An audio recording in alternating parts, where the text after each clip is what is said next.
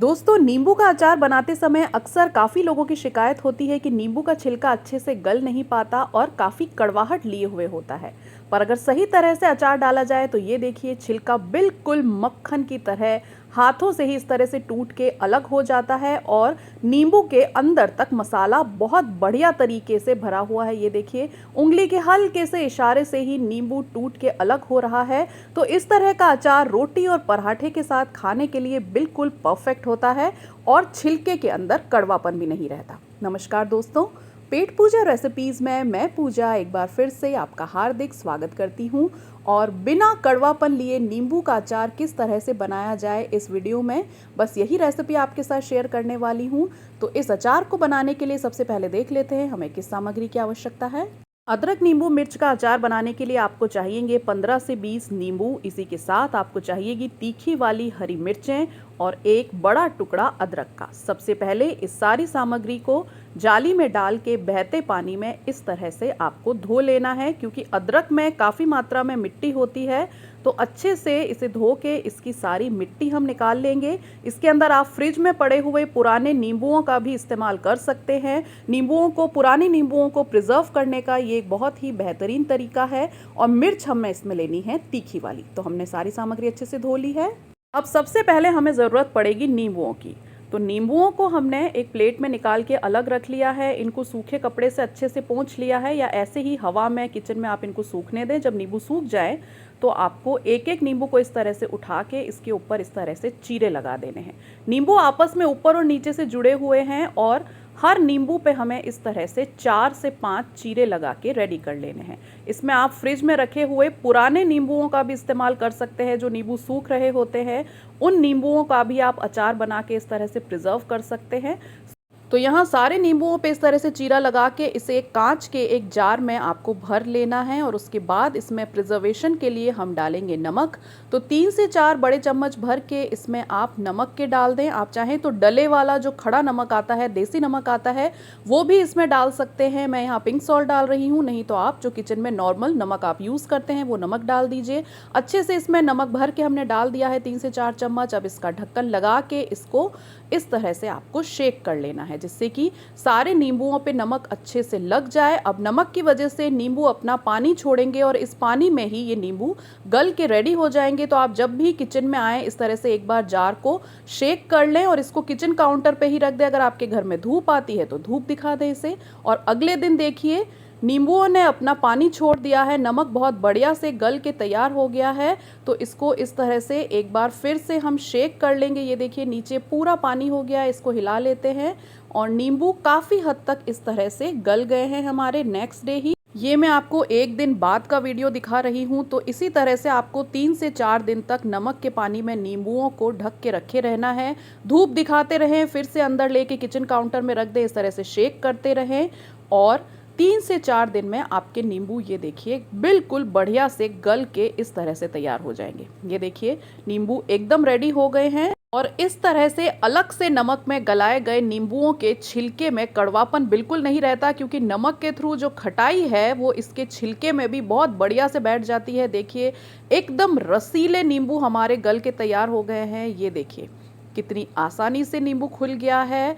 इसका रस जो है वो इसके छिलके में अच्छे से बैठ गया है और नींबू हमारे बहुत बढ़िया से गल के तैयार हो गए हैं। तो अब हमें क्या करना है, हमने इसमें 4 चीरे तो पहले ही लगाए हुए थे, तो नींबू हमारे आसानी से खुल जाएंगे अब, क्योंकि गल चुके हैं। तो सारे नींबुओं के बीज निकाल लेंगे हम बिल्कुल इस तरह से। ये जो हमारे गले हुए नींबू हैं इनके बीज निकाल देते हैं। इन बीजों को हम फेंक देंगे और इन नींबुओं का यूज़ अब हम अचार बनाने में करेंगे। ये देखिए, नमक और नींबू का रस जो है ये हमारा बहुत बढ़िया रेडी हुआ है। इसको भी अचार में ही डालेंगे।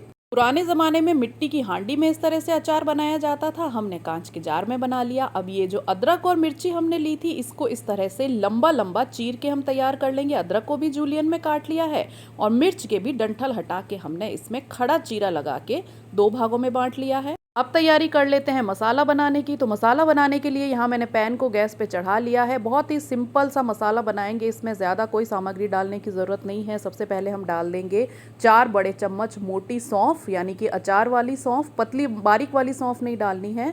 मोटी सौंफ का ही दाना अचार में अच्छा लगता है। साथ ही डाल देंगे मेथी दाना, सौंफ के बराबर मात्रा में ही 4 बड़े चम्मच मेथी दाना भी डाल दिया है। उसके बाद हम डालेंगे 1 बड़ा चम्मच भर के कलौंजी, यानी कि नाइगेला सीड्स। और बस इन 3 बेसिक मसालों को ही हमें मीडियम फ्लेम पे इस तरह से स्पैचुला से हिलाते हुए रोस्ट कर लेना है, जब तक कि इसमें से अच्छी सी खुशबू ना आने लगे। तो इतनी मात्रा में मसालों को भूनने में आपको 3 से 4 मिनट मीडियम फ्लेम पे लग जाएंगे। और जब मसाले हमारे अच्छे से भुन जाएंगे तो मेथी दाना जो है वो इस तरह से हल्का सा गोल्डन ब्राउन कलर का हो जाएगा। तो आप समझ जाइए कि मसाला अच्छे से सिक गया है, मॉइस्चर इसका सारा निकल गया है। तो गैस को बंद कर देंगे। अब जो अदरक के जूलियन और हरी मिर्च को हमने लंबा स्लिट कर लिया था, उसको हमने एक कांच की बरनी में डाल दिया है। और हमारे नमक में गले हुए नींबुओं को भी हम इसी में ऐड कर देंगे। इसका बीज हम पहले ही निकाल चुके हैं। और उसके बाद वो जो कांच की बरनी में नमक और नींबू का रस बचा था, इस नमकीन खट्टे रस को भी हम इसी में डाल देंगे, जिससे कि नींबू के रस की बहुत बढ़िया खटाई हमारे अदरक और हरी मिर्च में भी लग जाए।